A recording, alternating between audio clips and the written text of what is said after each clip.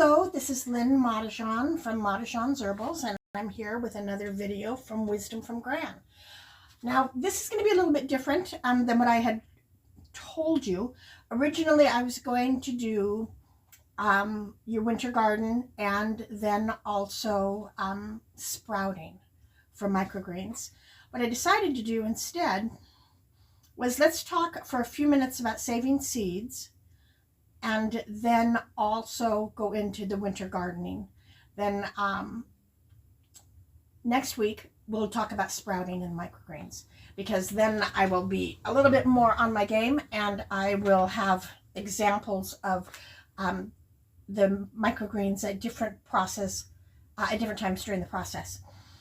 Now, tonight's going to be a little bit different. There is absolutely no audio-visual aids. That's just me talking to you. My garden is not at a point where anything is ready to go to seed. And so I can't show you how to do this. I'm just going to talk to you about how to do it. And then the other thing is that it makes no sense to me to have you sit here and watch me plant seeds. You've all planted seeds. So it is the kind of seeds that you want to plant that we're going to talk about, and not the actual planting of the seeds. So I will be, after this video, I will more than likely be starting some of the seeds, and I'll be doing a little bit of them each day throughout the next couple of days. So, saving seeds. Saving seeds does a couple of different things, okay? Now, one of them is you know the seeds are organic if you took them out of your garden and you grew an organic garden. It also is you only end up buying seeds the very first time, because then you are using your plants to create and collect the other seeds. It is, so that saves you money again in terms of how much money you're spending on your seeds. It is, now I am actually going to talk primarily about vegetables and herbs rather than flowers. I don't have a whole lot of flowers in my yard. I've got some rhododendrons that are 40 years old and have been here for the last 40. And then I'm going to put some rose bushes in maybe next summer, because rose petals and rose hips are really good things to have in your medicine chest. But and I'll be doing some herbal flowers like calendula and nasturtium, which I didn't plant either of those this year, but we will be getting them next year. So when you're collecting seeds, you need to you want open pollinated varieties that cross-pollinate with plants of the same variety. These bring forth the seeds that produce the plants that are very similar to the parent plant. So choosing open pollinated over hybrid seeds, you can continuously cultivate these plants having the same high quality as the plant that you had before. So hybrids are plants that have been bred for a specific purpose. So something that grows faster, that grows bigger, that grows better. Those are hybrid.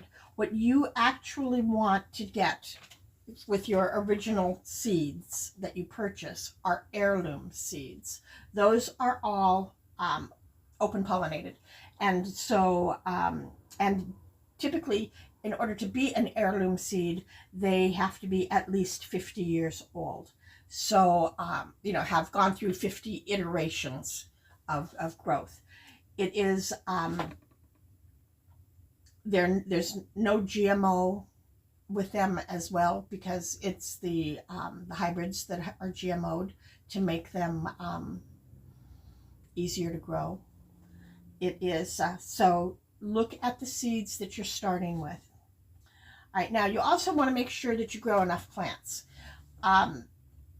Not all plants have a whole lot of seeds. Some of them have smaller amounts of seeds, and so you're going to want to have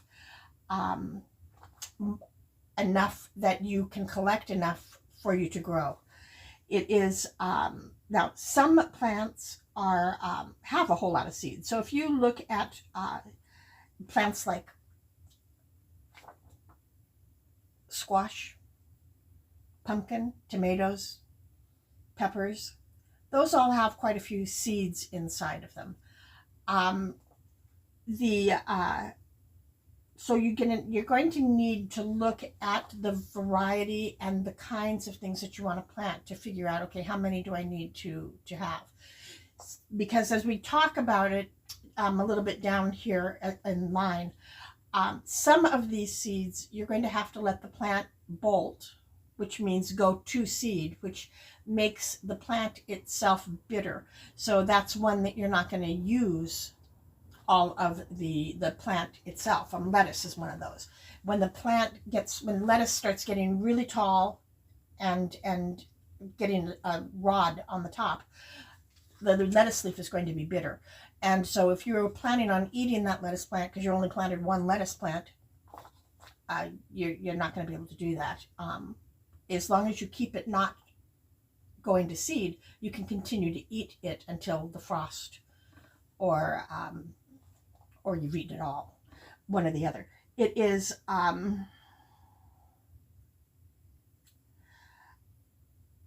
so look at how long you want the plants to go and how many you're going to want to eat, okay? So you're going to collect mature seeds. You want to gather the seeds from plants as they are fully mature and dry. The usual time is when the flowers start to fade at the end of the season, as the end of the season nears. Lettuce will begin to bolt, and which means go to seed, and ripe tomatoes and other fruits and vegetables you're going to need to let get past their prime so that you can harvest the seeds. Bean pods are probably one of the easiest to collect and to determine when they're dry. And so you leave some of the bean pods on your vine until they become dry and brittle. And if you see that the bean pods start to open by themselves, that's the time to harvest them for the seeds and to just put them aside. We'll talk a little bit about how you're going to do that. Now, fruit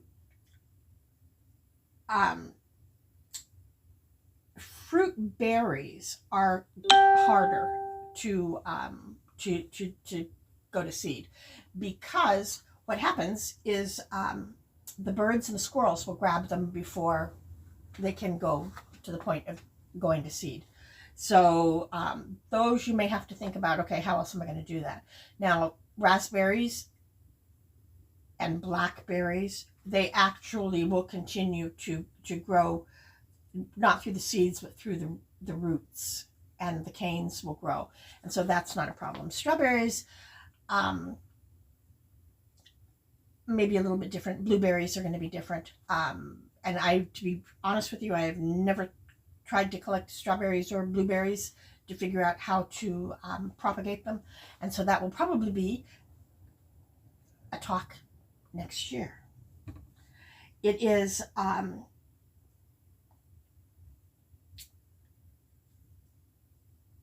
you want to collect the seeds and then you're going to let them dry. Okay. It is, when you're pulling the seeds, you want to make sure that you take them from the healthiest and the best plants. You want the ones that grow beautiful vegetables. Those are the ones that you want to get the seeds from. If you're getting seeds from a plant that has got some kind of plant disease, or if they're infested with aphids or some kind of other garden bug, or they just didn't grow healthy and they were all small. And I've got some bell peppers out in the front yard right now that are about that big. And to be honest with you, I'm not sure that they're going to get any bigger. So those I'm not going to collect seeds from those because I want healthier seeds that will grow within healthier plants. This is the product of natural selection, just like Darwin did and talked about. And it is, so you want to make sure to repeat getting good healthy crops, that you get your seeds from good healthy plants and the fruits and vegetables that come off of it. Now there are two different kinds of methods to harvest seeds, all right? And it depends on the crop. There is dry fruited or wet fruited.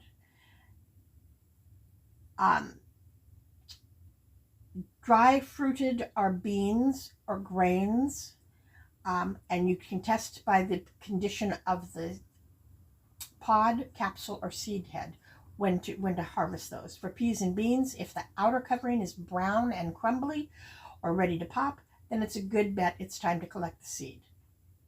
You want to continue, once you've collected the seeds, you've collected the pods, you want to put them out to dry in a well-ventilated room indoors.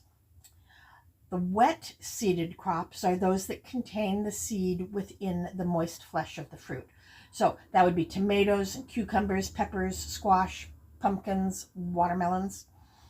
With wet seeds, you want to leave some of the fruit to overripe because you want the fruit, you want to give the seeds every bit of as much of the fruits or vegetables energy as possible. It is, you ever notice if you have a compost heap, that if you put a pumpkin in there that rotted on your front porch, the following year, even though you didn't go through all the process of going to collect the seeds and dry them, you will oftentimes find volunteer pumpkins in your compost because they dried out themselves. And it is, so it's not a hard thing to do. You just need to let the plant or the fruit or vegetable give all its energy to the seeds. Now, so what you're going to do with the wet seeds is you're going to cut them open and push out the seeds or squeeze out the seeds. And then you're going to dry them. It's very important that these seeds are dried before you store them, because if they aren't, they'll mold and you're not going to get anything out of it. So you're going to need to, after you collect the seeds, you're going to need to thoroughly clean them. Now, the dry fruited seeds generally don't have a whole lot to clean. You just, brush them off and make sure there's no chaff or anything on it. If you're doing grains, you can winnow the grains, and what it is it's moving it from one container to another and and actually, if you do this in front of a fan, the fan will blow the chaff off of the seeds, and then you're good to go. It is with wet seeds, it's a little bit different, and that is because you have to clean off all of the pulpy gel that's on it. So like the parts of the tomato or the watermelon or the pumpkin that sticks to the seeds, those all have to be cleaned out. Now you can carefully remove the floating gel once you've washed them, and the few surface seeds, the seeds that fly up to the top of the jar that you're using, and pour off the water. Keep the seeds that remain at the bottom. Finally, you're going to dry them off completely on either a cotton towel or paper towel to let them dry. Now, again, one thing that you have to remember is if they are very wet and if you put them on a paper towel, they're going to stick to the paper towel. And then when you take them off the paper towel, you're going to have paper towel stuck to it. So another way is to put it on a plate, or to put it on a baking dish, or to put it on a screen. Now again, looking at the size of the seed, I mean, you can put a pumpkin seed on a screen. Depending upon how big the screen is, the tomato seeds might fall right through. So you need to look at each item that you're collecting the seeds for to make sure that it is actually going to fit on whatever it is that you are putting it on. If you put it on a screen, then you can, the air will get all the way from the top to the bottom and it will dry better. If you're using something that doesn't, like a baking pan or a plate, you're going to need to shuffle the seeds around every now and again so that it gets dried throughout the seed, not just on one side, because if it's just dried on one side, then you're back to one side that can get moldy and ruin the entire seeds.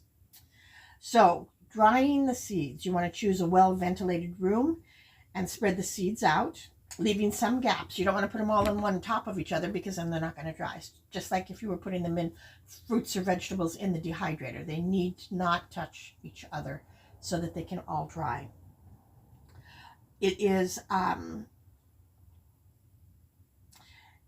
to properly dry the seeds for use the following year, you want to let them rest for about a week in the open. Then stir them and allow another 2 to 3 weeks to properly dry for storage. So you're looking at, about 3 weeks anyway to get them dried so that you can put them up for storage for the next year. Storage. So once you've got the seeds all dried, you want to put them in seed packets with identifying labels. And it is not a bad idea to get some of the moisture packages and put one of those in there too. So if you are buying anything, like a lot of supplements come with those moisture absorbers, save those because you can use them again, and then you don't have to go out and buy them.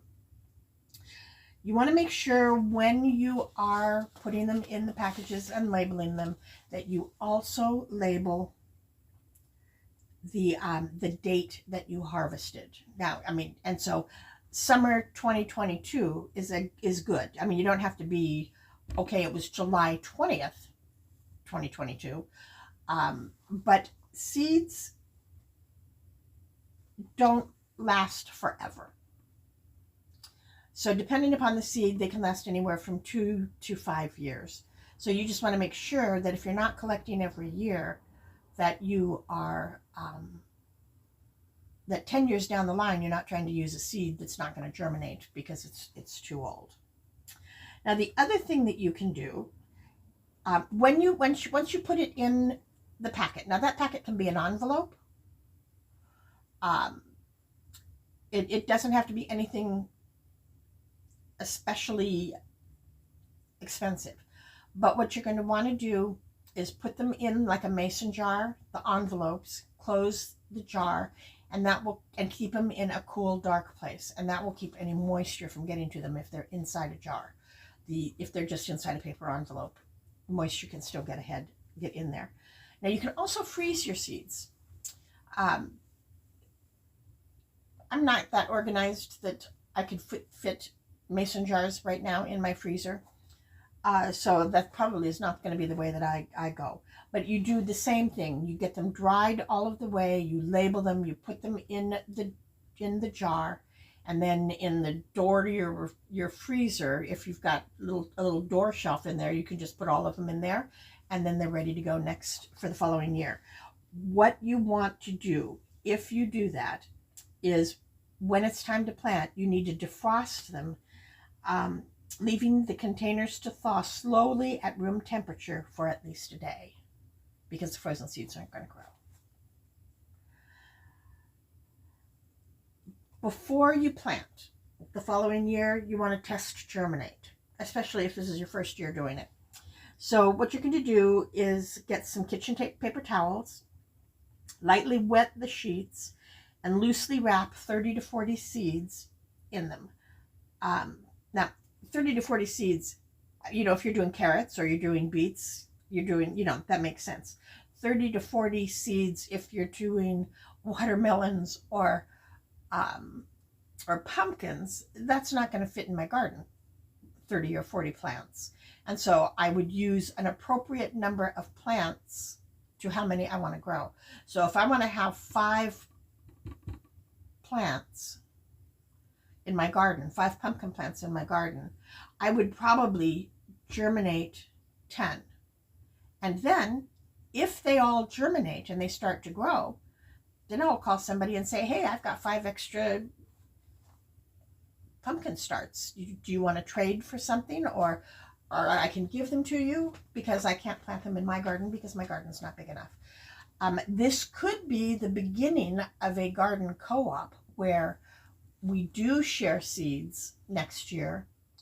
And so if you just saved all tomatoes and you have lots and lots of tomatoes, and I saved all pumpkins, then we can share with each other and have a nice little co-op going there. So we've got the wet paper towel with the seeds inside of them. All right. You need to make sure that you keep the paper towel moist and warm while you're germinating them. Germinating seeds depend upon the seed, how warm the environment is, and obviously that you continue to water them. The warmer the area, the faster the germination will be. Germination usually takes about 1 to 2 weeks. However, there are some that take a little bit longer. So the seed viability. Most annual flower seeds have a 2 to 3 year viability. Perennials will go a little bit longer. It's best to replace vegetable seeds every 2 years, although some of the vegetables like tomatoes, cucumbers, brassicas, and squash can successfully be stored 4 to 5 years. But I don't know that I would bet on that, because if you bet on that and then you go out and you start to germinate them and you find that your pumpkins, after 4 years, they're not germinating, then you don't have any pumpkins. So, and then you have to figure out another alternate source for the pumpkins.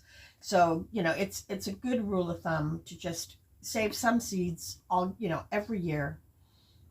And because obviously you don't need that many. I mean, I don't need to save an entire pumpkin worth of seeds unless I'm planning on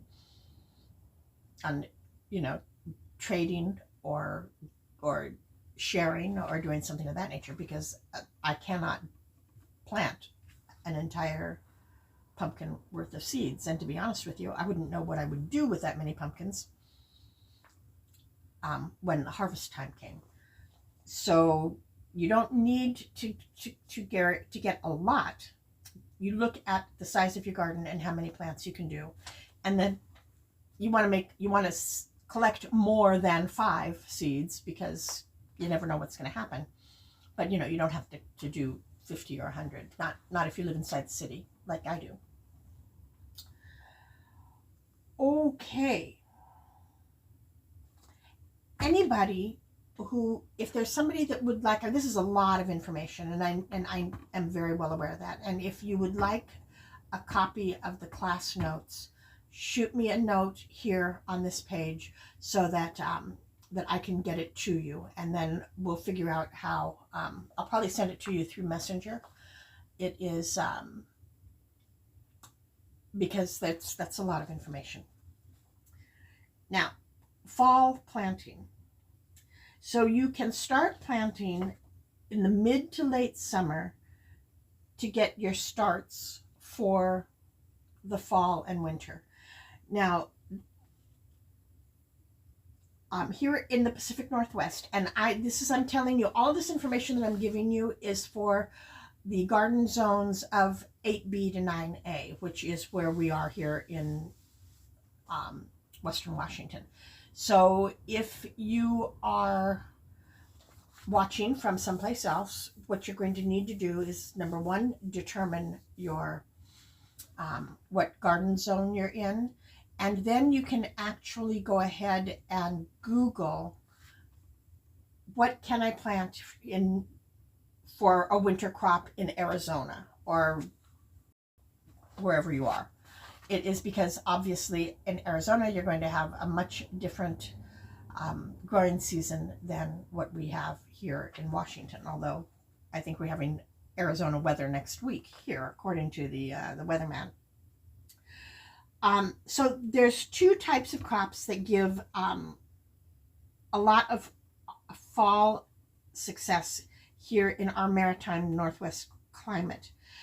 So a second sowing of quick growing vegetables, the early spring that doesn't need a lot of heat. So that would be like peas and radishes and greens.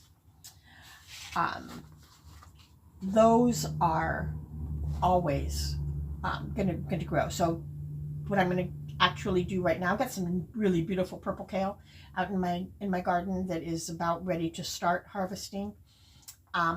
But I am going to go ahead and plant tonight some spinach and some lettuce. Now I'm going to actually do that in a container garden, and I'm going to keep it on my front porch so that I can just water it from the living room, and I don't have to go too far to harvest it. And so I am not going to germinate those, nor am I going to actually put them in smaller containers to start. I'm just going to go ahead and put those out and let them start growing right now. Now my thought is, and I don't know if this is going to work or not, but this is my thought.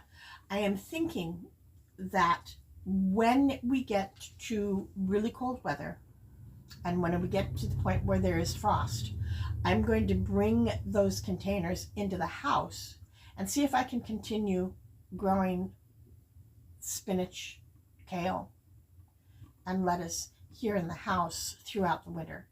Now, if I can't, here's a spoiler alert, that's when I'm going to go with the microgreens, because the microgreens actually have a lot more nutrients than do the fully grown plants. So we'll go ahead and wait and see, and I'll keep you posted on that as to exactly how that is working for me.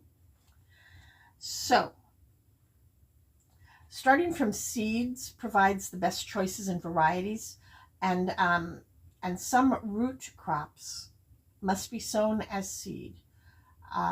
It would be really hard to plant carrots and beets as starts, because the seeds are too little, and once you put them in a little container, it's usually you plant a lot more of things like turnips and beets and carrots than you do a bigger plant like pumpkin or zucchini. And so those you want to start with as seeds. All right. And many, I just was at Lowe's and I was looking at what they had left right now to plant, and they had some tomatoes and they had some peppers. I think they had a couple of eggplant, but they really didn't have much. And so it's in your best interest right now, if you're thinking about sowing for a fall and winter garden, that you go ahead and do the and do seeds. So the common winter vegetables grown here are the brassicas, which are broccoli, cauliflower, and kale. Now, cauliflower, if it's too hot, you need to bring the leaves over the top of the cauliflower and put a clothespin on them so it creates shade for the cauliflower. Otherwise, the cauliflower can get sunburnt and it doesn't look very pretty. So the fall garden is going to be a good thing for cauliflower, simply because you don't have that hot sun shining down on these things. Now, that's another thing you have to look at. So one of the things you have to look at is, I have my garden beds right now. I've got garden beds that are raised beds, and they are placed in my yard, and I can't move those. So if you are thinking, okay, I didn't have a garden this summer, and so I'm going to make a garden for the fall and the winter, things to take into consideration is the sunshine. Okay, I have 2 garden beds that get more sunshine than the other 2 that are here on the side of my house. And so as I'm planting my winter garden, I want to make sure that I plant them the in the beds that get the most sunshine. Now, the other thing that you need to look at is the wind. I actually live in quite the wind tunnel, and I'm looking out my window here, and I can see already the trees across the street are blowing, and so are the roadies, because actually that's what I'm seeing is the roadies, and they're blowing quite a bit right now. So if you need to figure out a windbreak so that it doesn't harm your plants, I mean, there's some things that you can do in order to get those. So the root crops: radishes, beets, carrots, turnips, rutabagas, pearl onions, and green onions, and greens: lettuce, spinach, collards, mustard greens, bok choy, Swiss chard, endive, and arugula lettuces. Those will all grow here in the late fall and early winter. The greens will generally mature in 30 to 45 days. So if you plant tonight's June or July 20th, 30 to 45 days, by September 1st, I will have mature plants that I can harvest. It is continually sowing into August will spread out the maturity dates and provide you with salad until the first hard frost. So that means if you plant a couple of seeds of lettuce today, and then next week you do another couple, and the next week, you're going to be great. Now, the thing about lettuce is you have to look at the lettuce that you're planting. If you're planting the lettuce that, like romaine or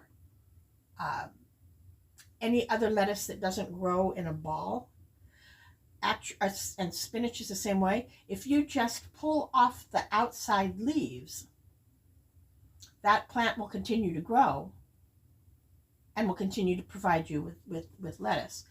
Now, if you like the kind of lettuce that you get in tacos, that comes in a ball, and I can't for the life of me this minute think of what the name of that is, that you have to pluck the whole plant. So once you pluck the plant, you have to eat it all, and it's not going to grow again. So look at the kind of lettuce that you're planting and see what works best for your family. Iceberg lettuce was the kind that I was thinking of. It is, I never plant iceberg lettuce. I just plant the red lettuce, the red butter lettuce, or the green butter lettuce. And it is, because those, like I said, I can go out and take as many leaves as I want and leave it to grow as well. So the first hard frost here in this general area is generally from mid-November to mid-December. So you could be pulling these vegetables all the way through to that particular point in time.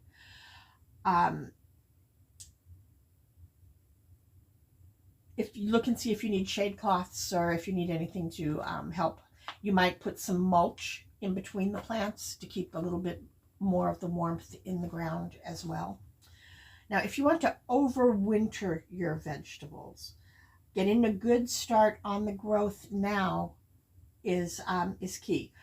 If you're looking at carrots and beets and broccolis, if they're a few inches high by the time it's winter, they can generally withstand most weather adversity. And oftentimes, matter of fact, I have a friend that was still pulling kale off of her plants just 2 weeks ago, and that she had planted last summer. It had overwintered that far. So carrots, beets, broccoli, they'll overwinter and can and be very, you can go, harvest them at any point in time at at that point. It is, so vegetables that will overwinter. Cabbage will overwinter, and the same as with Brussels sprouts. So you put them in the fall. You put the starts, so you start them now so that in the fall you can put the starts in the garden, and it will last through winter. You don't have to wait all the way through winter. I mean, you can eat it throughout winter, but that'll still keep you in fresh produce. Jersey Wakefield cabbage can be seeded from September 1st to the 15th to winter over. Now, those would be, you probably wouldn't be able to get them harvested until the winter time. Carrots, if you plant by, you want to plant by mid-July, which is like tomorrow. Cauliflower, it's the same as the cabbage. You can plant garlic in late October to November 10th for early summer harvest. Kale, again, you want to plant in mid-July. Leeks, if you plant leeks now, again, they're going to be smaller, but you can continue to plant them all, to harvest them throughout the winter. Lettuce, peas, all of these are saying plant it, in November. Radishes, I just saw a recipe for radishes. It was a keto recipe, and I haven't tried it because I've never actually cooked a radish, but they roasted these radishes, and they were supposed to be an amazing potato substitute. I'm going to have to find the recipe again and try it, just because it's something that I've never tried before, and I think that that would be kind of a fun thing. So rutabagas, shallots, chives, spinach, Swiss chard, those are all things that you can eat all the way through the winter. Now, the hard winter squashes, if you plant them now, they'll probably be small, but if they, and you're going to want to harvest them before the first hard frost, but they will overwinter in your pantry for a pretty good amount of time. So that's what I've got. We're going to continue this food thing next week, and we're going to be talking about the microgreens. And then the following week, we're going to talk about chickens, and we're going to go on a field trip to my daughter's house because she's got a really cool setup for her chickens. And we're going to talk about if you want to raise hens, this is how you can do it. So thank you very much for joining me. If you want the notes here, let me know and I will ship them off to you. So take care, have a good evening, and thank you for joining.